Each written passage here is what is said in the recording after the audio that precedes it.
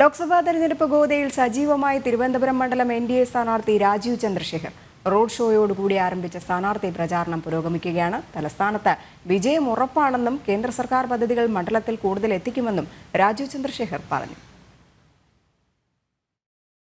ബിജെപിയുടെ സ്ഥാനാർത്ഥി പ്രഖ്യാപനത്തിന് ശേഷം ആദ്യമായി തലസ്ഥാനത്തെത്തിയ തിരുവനന്തപുരം ലോക്സഭാ മണ്ഡലം എൻഡിഎ സ്ഥാനാർത്ഥി രാജീവ് ചന്ദ്രശേഖർ പ്രചാരണ രംഗത്ത് സജീവമായി കഴിഞ്ഞു. ഇന്നലെ തിരുവനന്തപുരം വിമാനത്താവളത്തിലെത്തിയ കേന്ദ്രമന്ത്രി രാജീവ് ചന്ദ്രശേഖറിനെ ഹർഷാരവത്തോടെയും പൂമാലയണിഞ്ഞും ബിജെപി സംസ്ഥാന അധ്യക്ഷൻ കെ സുരേന്ദ്രനും ബിജെപി ജില്ലാ അധ്യക്ഷൻ വി രാജേഷും ചേർന്ന് സ്വീകരിച്ചു.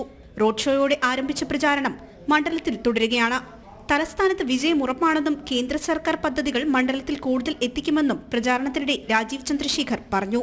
മോദിജി ഗ്യാരണ്ടി ചെയ്യുന്നത് നമ്മുടെ നാടില് വികസനം എന്ന് പറഞ്ഞത് ഒരു നല്ല സ്പീഡിൽ വികസനിക്കും.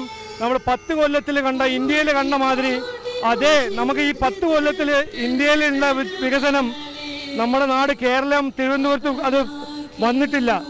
അതുമാതിരി തന്നെ നമ്മളിപ്പോൾ 10 കൊല്ലം നമ്മൾ ഇന്ത്യയിൽ കണ്ട മാതിരി ആ ഒരു ടൈപ്പിന്റെ ഒരു ഡെവലപ്മെന്റ് മോഡലാണ് ഞങ്ങൾക്ക് തിരുവനന്തപുരത്ത് കൊണ്ടുവരുന്നത്, കേരളത്തിൽ കൊണ്ടുവരുന്നത്. പ്രചാരണത്തിന്റെ രണ്ടാം ദിനം രാവിലെ പഴവങ്ങാടി ഗണപതി ക്ഷേത്രത്തിലും പത്മനാഭസ്വാമി ക്ഷേത്രത്തിലും ദർശനം നടത്തി വോട്ടർമാരെ നേരിൽ കണ്ട് വോട്ട് അഭ്യർത്ഥിച്ചു. ഇതോടെ ശക്തമായ ഒരു ത്രികോണ മത്സരത്തിനാണ് തിരുവനന്തപുരത്ത് വേദിയാകുന്നത്. മത്സരത്തിന് ആവേശം പകരാൻ കൂടുതൽ കേന്ദ്ര നേതാക്കന്മാരും ഉടൻ തലസ്ഥാനത്തെത്തും. ജനം, തിരുവനന്തപുരം.